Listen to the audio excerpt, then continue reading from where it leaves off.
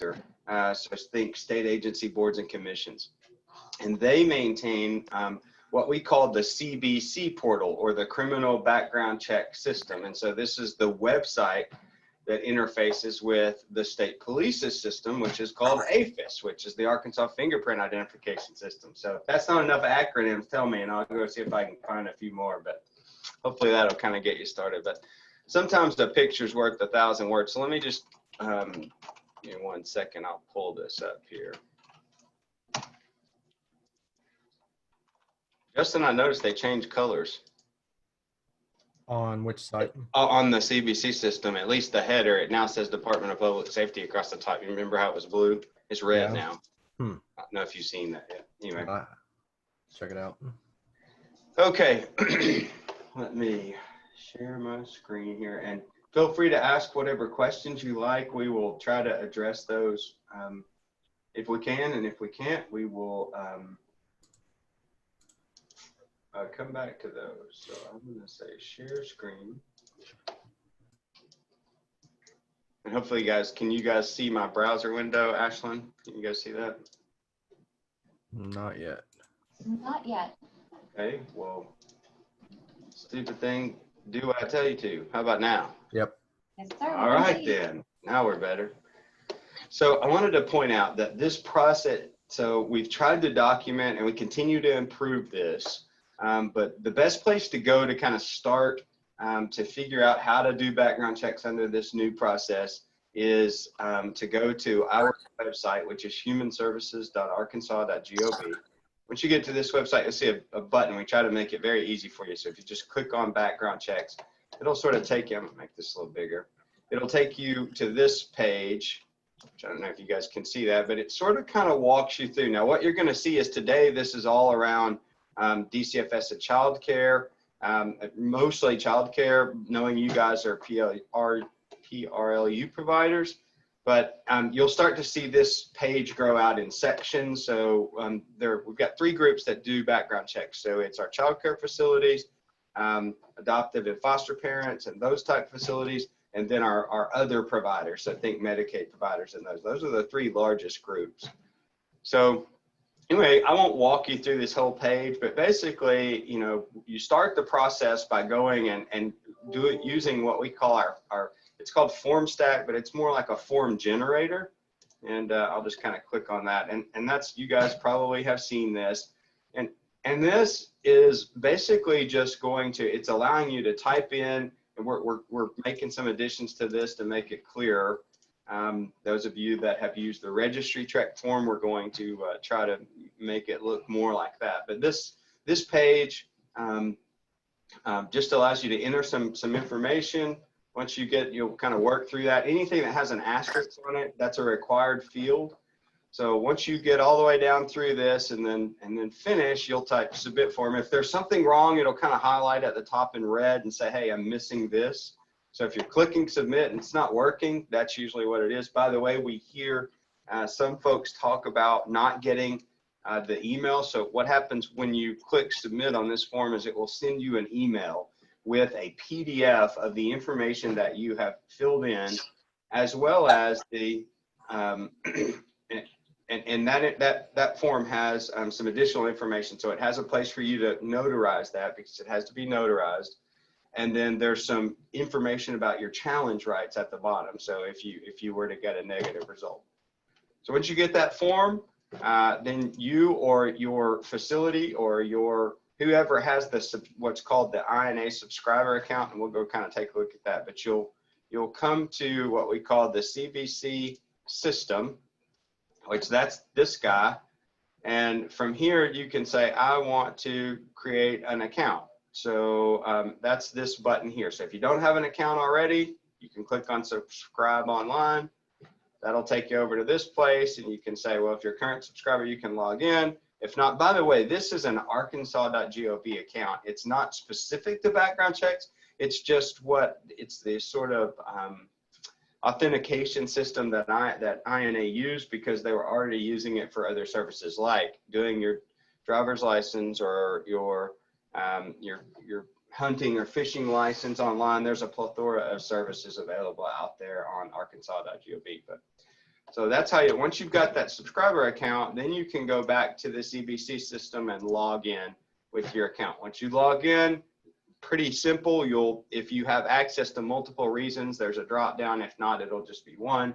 Select the reason that you want to run a background check. You'll enter some information, and then you will attach the form. So you'll need to have scanned this in prior. After you go and get it notarized, you'll then attach that form. You'll upload it just like you would a picture to another application. Like if you were uploading a picture to Facebook or something, you'll just figure out where you've scanned that into and then upload it to this page, and then hit submit. Once you're done with that, if you sort of go back to the background check page, you're kind of as the applicant or the subscriber account that's doing this. And by the way, we're working with INA on the next release where you don't have to have a subscriber account. This was just a way to allow us to get it done quickly, but it's not really fair because the subscriber account's like $150 a year. Justin, is that the right cost now? Yes, I believe so. Okay. And the thought behind that and the reason is that if I want to run, if I'm a large facility and I need to run 50 of these a month, it's easier for me to have one account and then you can bill me every month as opposed to every time I log in having to enter my credit card. But we understand that some of these of the providers and some of you may be smaller and you only need to do a handful. Well, instead of paying a $150 fee, you'd rather just pay your portion of the check, and that sort of depends based on ORI. But we do plan on giving you an option to where you can. I'm going to admit somebody's waiting in the waiting room there, Ashland, so I just admitted them. So long story short, once you update that, when you get the person that submitted that, so if I've got Kevin's childcare and Justin is the person running checks for me, so Justin is the one that has the subscriber account, Justin will give, if it's Ashland that's getting her check, if she's the applicant, Justin would give her what's called a transaction number or a search ID. By the way, the only difference between a transaction and a search ID is the full transaction number has 3 characters at the beginning. The search ID is just a 9-digit number. So all in total, we call that the transaction number. So 3 characters. In your case, it might be FOS and then a 9-character number. Or in the case of a child care facility, it might be CHI and then a 9-character number. But that's what that is. You'll take that number, and then when you're ready to go to get your fingerprint scan, then you will, and I'm gonna let you guys do this. It looks like we got some more folks in the waiting room. Once you do that, you'll go to this part of the page and click on this link, and this is where you will schedule your fingerprints. And fairly simple, you just click on make appointment, select your appointment type. We could have other services. Right now we just have fingerprinting.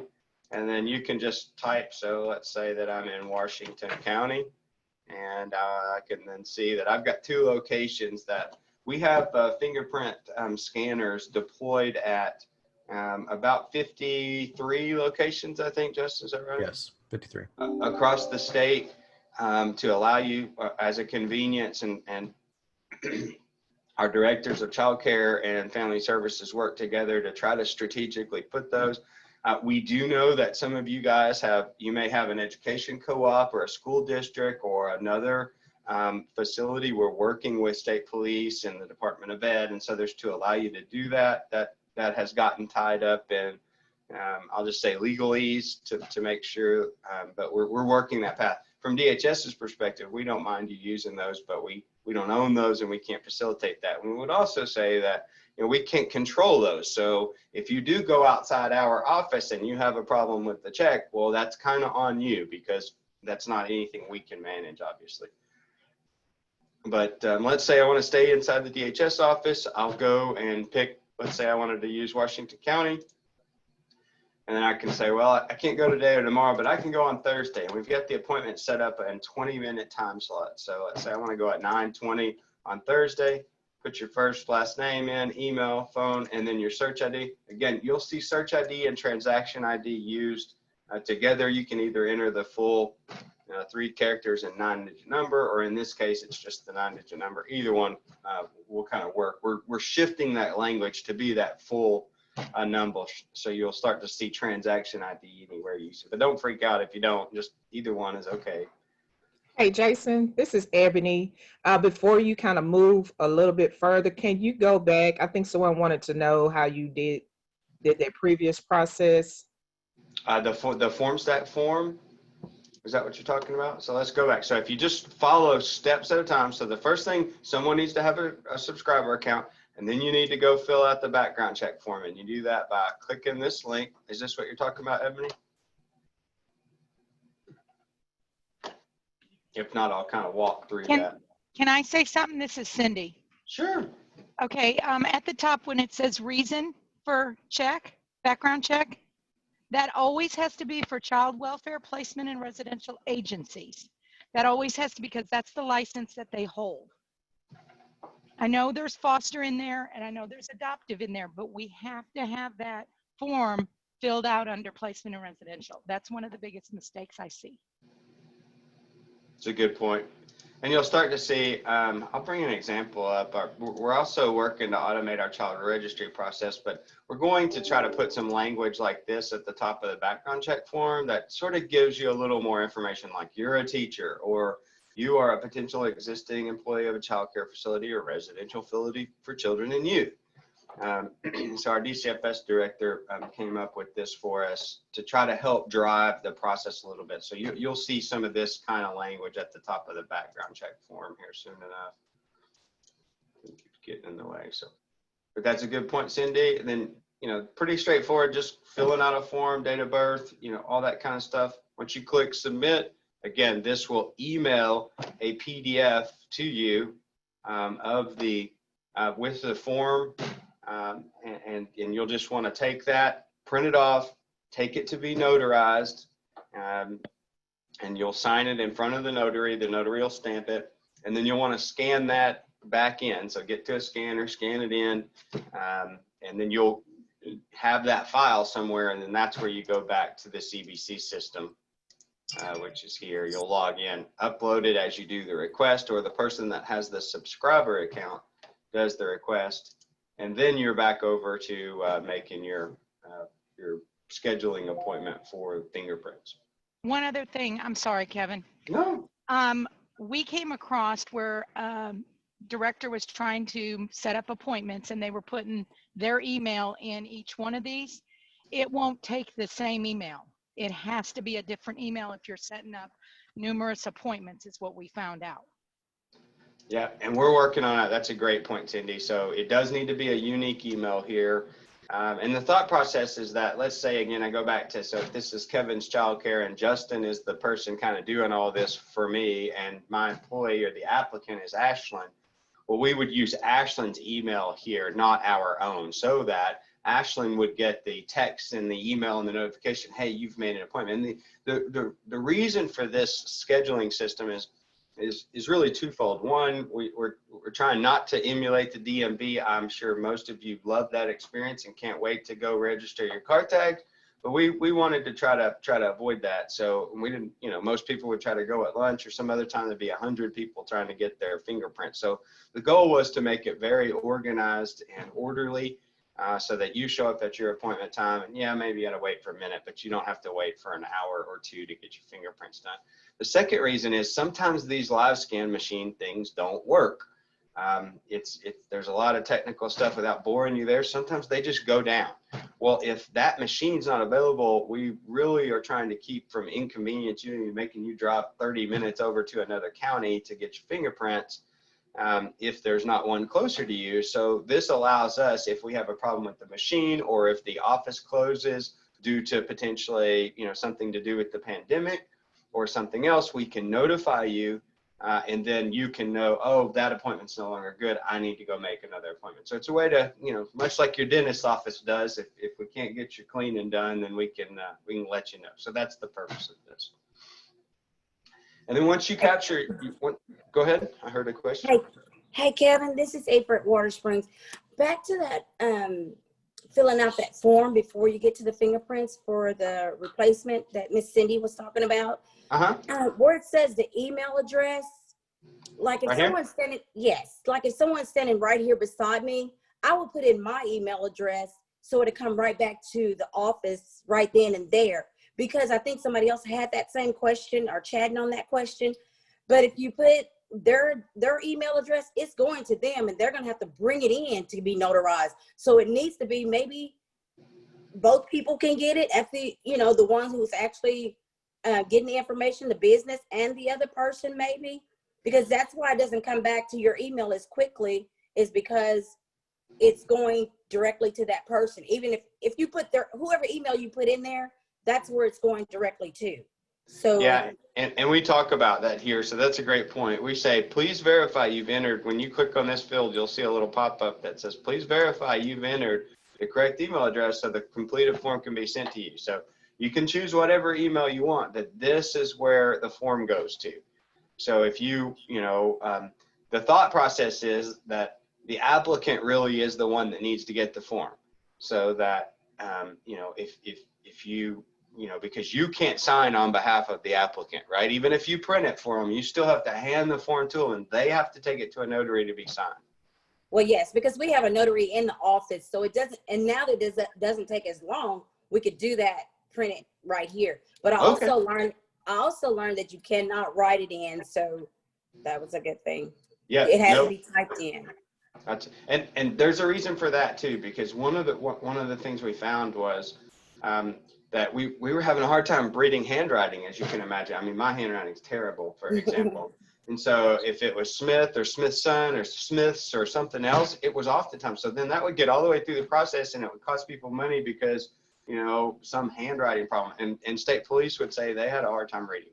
So that was really the purpose behind this process, this form generator, was to allow you to type it in and then it's all nice and clean and typed on the form. And all you've got to do is sign it. So that as you pass that, as that goes down the road for processing, we're not having to try to read Kevin's goofy handwriting. Excuse me, who is the go-to person in case we get stalled or run into some problems? I'm going to ask Cindy or Ebony how they want to handle that. This is Cindy. It probably would be me. I'm the one who would be the one that adjudicates everything on the INA system, so I pretty well know. If you got any questions, I can walk you through. Can you provide your email or a way to contact you? Yeah, I'll put it in the chat. Okay, very good. All And I right. think, and Ashlyn, keep me honest here, but I think you guys are working on like a shared email box or an 800 number or something that might not, in case Cindy or someone was out, but keep me honest there. We are, you guys, we're working through that process right now with our team that is here just to make sure that we have coverage. So as soon as we get that solidified, we will definitely let you guys know. Your best person or point of contact would be Cindy. So Cindy, stick your information in the chat. And then Nora, I know you're online as well. Nora is the program manager over the background check unit. So for now, she would also be a good point of contact for you guys. So Nora, if you will put your information in the chat box as well. We'll you guys will have two people. Sir? Can I get Cindy to put that stuff up again just a second? Yes, sir. It's right in the chat box, but we can put it up again to see if you'll type it in one more time. And then Nora, if you will also put your information in. I see it now. That's okay. Yeah. Of course, always you can get a hold of Ebony. Ebony would be the program manager over the placement and residential licensing unit. So if you had any programmatic questions, or if you get stuck on the background check, she would know who to go over to Nora's team and try to get some help. So Ebony, if you don't mind putting your information in as well. So hopefully one of these three people can absolutely help you. I'm also going to put mine in so that you'll have me as well. I might be a little tougher to grab, but I always get back with you guys. So it might just be a little bit of delay, and I'll put that information in as well, Mr. Jackson.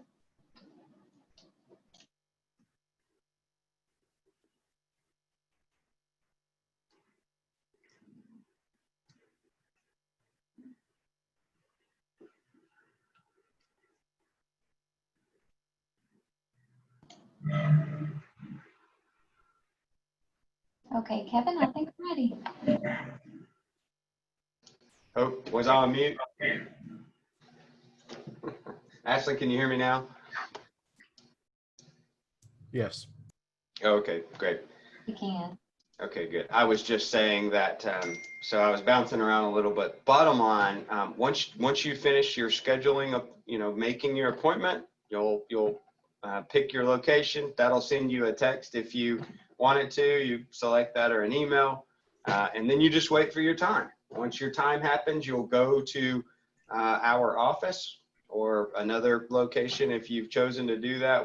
There are some other folks that are authorized today to do that. There are some private harvesters. Again, we don't control that process. So if you want us to help, then you kind of got to go to one of our offices.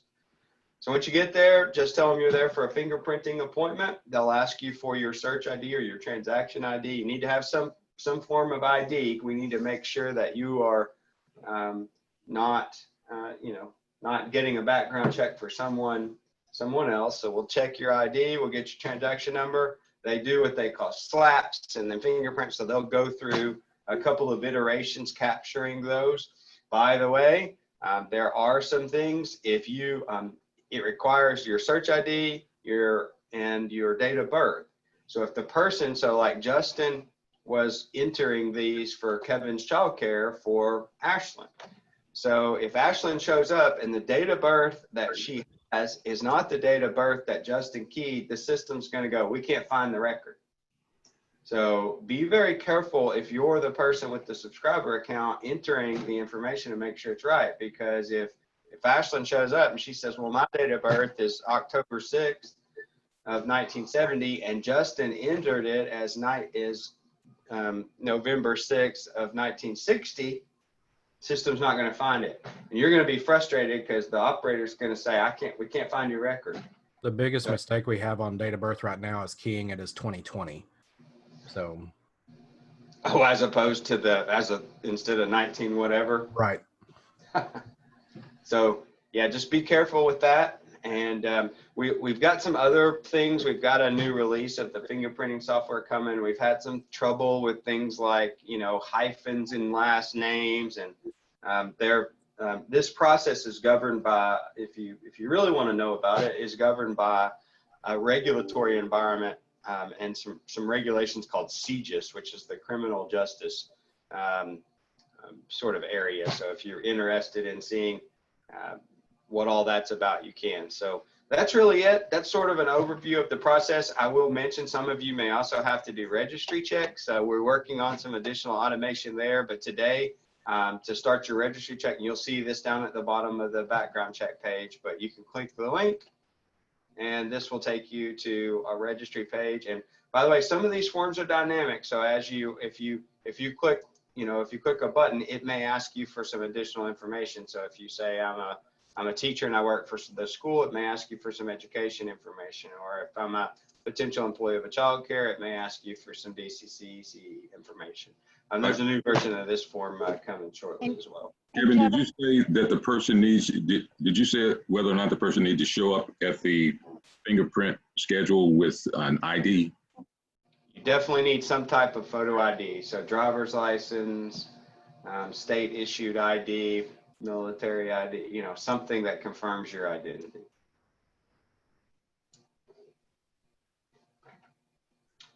What's that?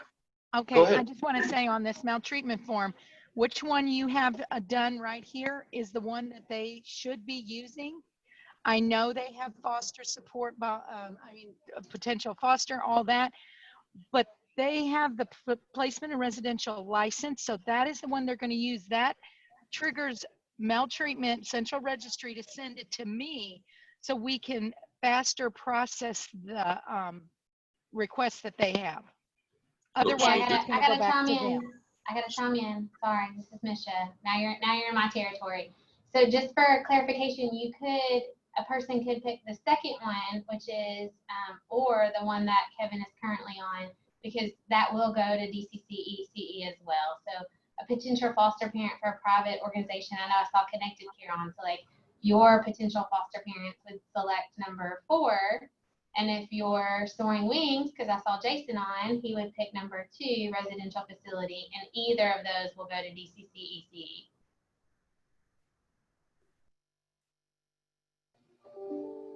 Okay, thank you, Misha.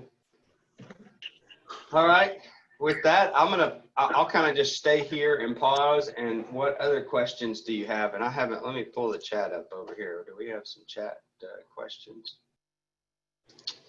There is. Oh my goodness. So one person, Miss Bonnie, has indicated that her notary is out of Oklahoma. Is it a requirement that she has an Arkansas notary?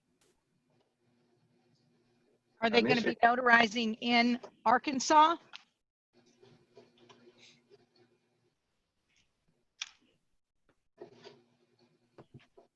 Yes. Then the notary has to be an Arkansas notary if they are doing it, because their notary is only good for the state that they are in. Okay. And what happened to forms prior to the new process? Example, February. Ashlyn, you might want to take that one. I can do that. We are still processing those forms. If it's been since February, that seems a little long for me. So if you will reach out to Nora, would be the best person to contact. And she should be able to give you an update status to let you know what is happening with that particular request. But anything prior, any old forms that have been submitted, unless there was something wrong with them, like missing information, for instance, then we should be processing those forms. Okay, is the adult maltreatment form still required? I'll kind of take that one, I guess. As we work to automate the central registry processes, the plan at an agency level is to sort of rinse and repeat and do the same thing for the adult maltreatment. So for now, continue doing adult maltreatment how you have been. We don't have an electronic form for that yet, but it will come shortly after. So we're working, and we've got a new system that's in the works for child maltreatment that will work in conjunction with this form generator. So you'll kind of go generate your form, get the email, and then hit another URL where you'll be able to kind of upload the check, kind of like you do with CBC, but it'll be a different URL in a different system.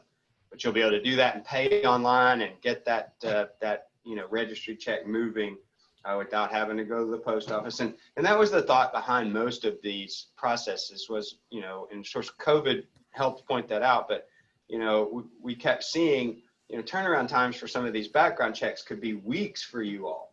And so, the good thing about the new process is, well, it's a little different, and there's a little expense with the subscriber account, which again, we're going to fix in phase 2. You can now, if you follow the process and you kind of do, work through it, you should be able to get your background checks in, inside a few days. Now, I will say this, 2 things. One, I know Ashlyn and her staff are trying to keep up. They've had a large volume come in. And then we've also heard about State Police has the group that manages their APHIS system. They've recently gone from 12. They've had some retirements and some other people I think they're trying to hire, but they've gone from I can't remember. Justin, you remember? It was 16 to 6. 16 to 6. So the people processing these background checks over at State Police, which again is not DHS, these are State Police employees, but they've taken a pretty large hit. So they're currently running a couple of weeks out, we understand, but they are working aggressively to close that gap. And that is just for those that they have to do research on. So if it goes through and when you initiate your background check, it goes through an immediate state check. And sorry, my phone's vibrating. And it will tell you if it has to go to research, which means they didn't immediately find an exact match for who you put in. And if it has to go to research, that's when we could see a delay. Yeah, so if it hits though, Justin, I think you'll get those provider accounts will sometimes see those in the same hour. Yeah, right? in a matter of minutes most of the time. Yep. So that comes, so you submit it and boom, your state check comes back, you'll get your transaction. Well, you get your transaction number when you submit it. But then if you do your federal, I mean, we're seeing those can get turned around in 2 to 3 days. So yes. 72 hours, something like that. So, can I add one thing? sure. I'm sorry. No. On here, when you are doing the search, when you're putting the information in the INA system, it says if you are requesting an FBI check, you must upload a consent form. On that, I need the consent form uploaded whether you're running just a criminal. Because of the fact is, I have to see the paperwork for me to approve the actual The check itself. the check itself. Yes, sir. Yeah, I think what Cindy's saying is that we have the authorization to run these checks, but you have to give that to us. And completing that form and signing that form in front of the notary is what allows us, you are giving us permission on your behalf to run. Again, the CJIS requirements, or not requirements, but the regulatory information around CJIS gives you certain rights. Again, it gives you challenge rights, but you have to authorize that. So that's really the purpose of the form. As you were saying, I want to go work for a child care provider. I understand state law says that I must have a background check to work for, or a therapeutic foster home, or whatever facility you're going to work at, and that you are giving DHS to run a background check through state police and through the FBI. These are criminal background checks. So to make sure that, you have not been up to no good. Yeah, Kevin, a lot of these, the placement in residential, a lot of them only have to run the criminals. They don't have to run both. So that's why this verbiage says if you're running an FBI check, that means it's not just for an FBI check that I need paperwork uploaded. It is also for the criminal. And this is on the actual INA system. Can I intervene for a second? Just I want to clarify. So if they're taking DCFS placement, they do need to run both on all their employees. And I see most of these providers are taking DCFS placement. So they need to run both state and FBI on all their employees. I just wanted to clarify that. Hey, Pam, do you want to go ahead and ask your question? I do. I just wanted to go back to Cindy had said something about the notary had to be from Arkansas. We have to keep in mind that we do have providers that are on state lines, and some employees that actually live across state lines. So that might be something that we need to address with our legal counsel or the Secretary of State's office, notary division, because if they appear before the notary, it can be an Oklahoma, Louisiana, or Texas notary if they appear before that notary. So that may be something that we need to address with the legal counsel. Just throwing that out there, and not just arbitrarily saying no, an Oklahoma notary or a Louisiana notary or Texas notary cannot notarize something for someone that actually may live in Tennessee or in Texas. Can I jump in? Yes. Can I jump in? I actually pulled the law while we were talking. Okay, good. It can be an out-of-state notary. So okay, I'm glad you did that, Misha. Yes, you can use a notary from out of state to notarize the form and submit to Okay, okay. Thank you, Misha, for pulling that. You're welcome. Thank you. It says here from Ms. D, we normally do not require fingerprinting. Is it a requirement that all applications be fingerprinted? Okay, that goes back again. There are some of you guys that are on the call that you will have employees where you have to do the FBI fingerprinting. The rules themselves haven't changed any. So whatever you were previously doing is what you need to do now. It's just the system, the way that we're processing has changed.